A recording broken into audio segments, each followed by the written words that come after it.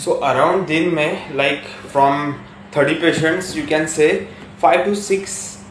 Daily ऐसी sportsman या फिर कोई इन्वॉल्व है क्रिकेट में स्पोर्टिंग एक्टिविटीज और जिम्स में.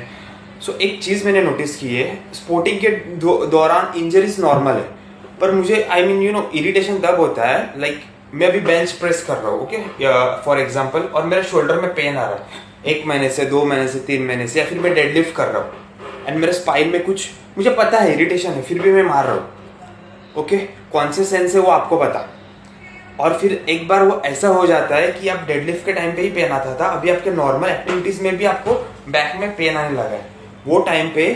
फिर वो क्लिनिकल ऑर्थोपेडिक्स और फिजियोथेरेपी ब्रांच को विजिट करते तो तभी क्या होता है इंजरी बढ़ी हुई रहती है. तो मेरा एक ही कंसर्न है to all the youths all the sportsman all the normal gym goers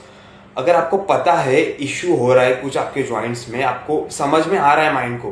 then why not to fix it and carry on your activities. मैं ऐसे नहीं बोल रहा हूँ कि एक्टिविटी स्टॉप कर दो ओके पहले किसी को कंसल्ट करो फिक्स करो एक रिहैब सेशन चालू रखिए और आपका वर्क रखिए. आप उसका इंतजार क्यों कर रहे हैं कि वो बहुत बड़ा बन गया और आप आ गए वैसे भी फिर आपको 1 महीना रेस्ट करना पड़ेगा वर्कआउट में. सो उसमें कोई सेंस नहीं बनता. व्हेन इंजरी स्पाइक्स आपको पता चल गया कुछ